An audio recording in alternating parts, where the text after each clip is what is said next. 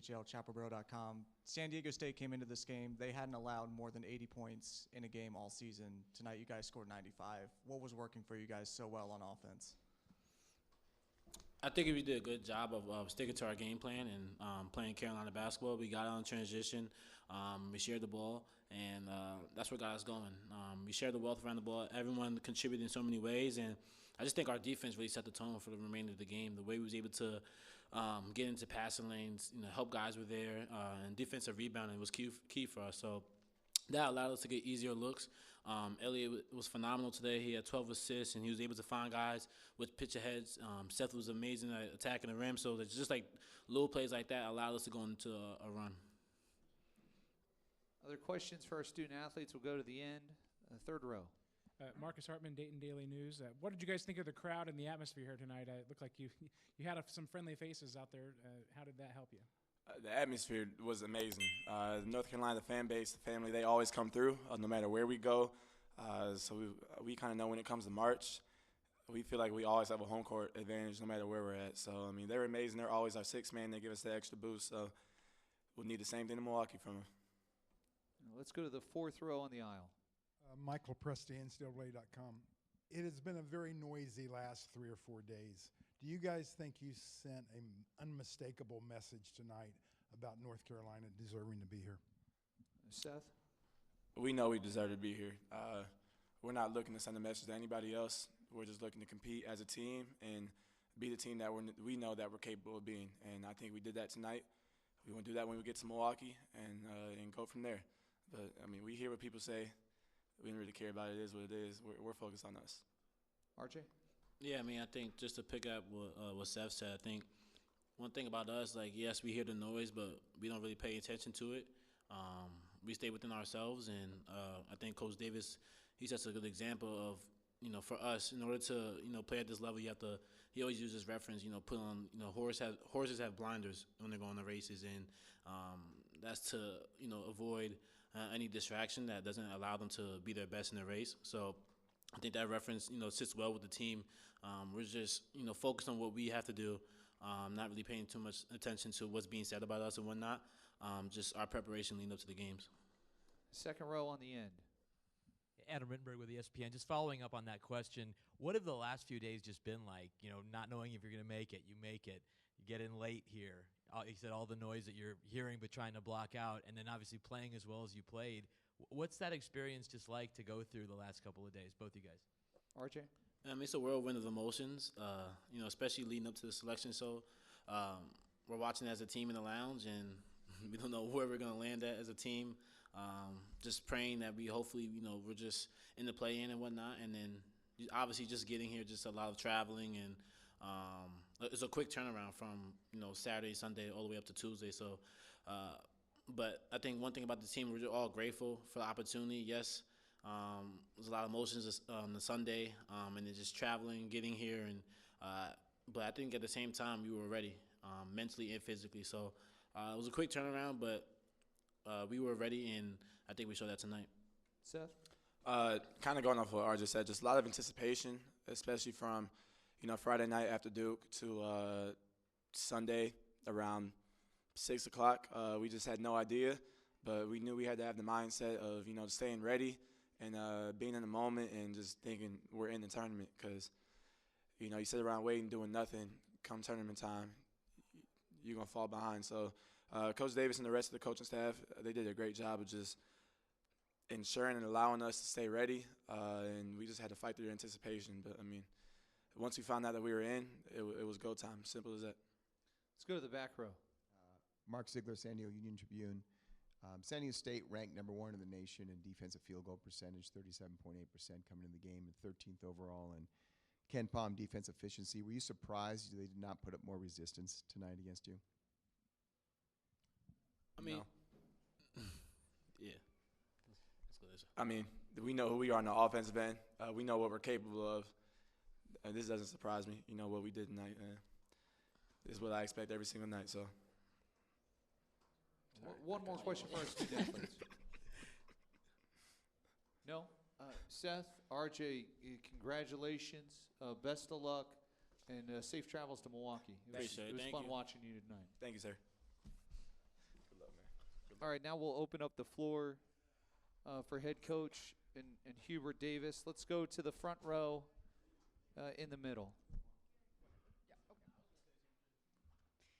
Hey Hubert, Caroline with the Daily Tar Heel. I just want you to take me through what the very brief practices you've been able to have with the team. What was just your advice to them, and what were the things you really wanted to hammer down before playing today? Yeah, I mean, we did have, we practiced on Sunday, and then we got here.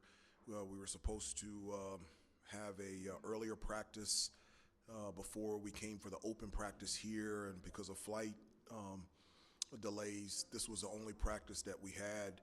But it was a really good 40-minute practice. And look, we've had 98 practices and 35 games. We knew what we needed to do. We knew what we were up against San Diego State, and what an outstanding team, defensive team that they were, and just the type of competitive fight that we needed to bring tonight. Let's go across the aisle, second row. Hubert, Michael Coe, WCHL, chaparral.com. You mentioned last week about how proud you were of your team, dealing with all the questions about if they will make the NCAA tournament throughout the past month and a half or so. Now that those questions are out the window and you guys are in, do you feel like you guys have played looser, free of that weight tonight? No, I don't think it was a weight on us to try to get into the NCAA tournament. My communication with them is to always focus on us. It's not the noise on the outside in terms of comments and critics, and focusing on our preparation, our practice, and our play. And I consistently send that message in a number of different ways, because that's the only thing that we have control over. And so why waste time doing anything else? And this group has been one of the best at staying connected and staying the course through windy and turbulent times, and also, clear sky days as well. And it doesn't surprise me that they played one of their better games today. It's been a real focused group, and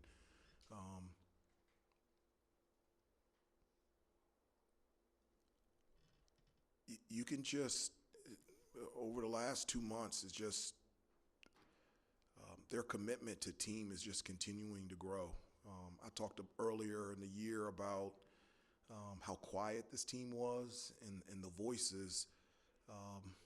The volume of the voices is exactly where it needs to be, whether it's in the huddle, on the bus, on the floor. Just a real connected group right now. First row in the middle. Hi, Hubert. Emma Moon with the Daily Tar Heel. I mean, just watching RJ for the last 5 years, what does it mean to see him perform like this tonight in his last run in the NCAA tournament? Yeah, it's not surprising, and it's also comforting as a head coach to have him out there on the floor. As a head coach, I don't know what it looks like to exist without him on the sideline and on the floor, and I don't want to think about it.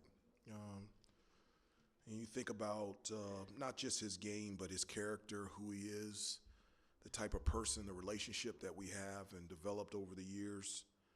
And to see him just have an outstanding game tonight was really fun to watch. First row on the end. Adam Smith with Inside Carolina. Hey, Hubert. What's up, Adam?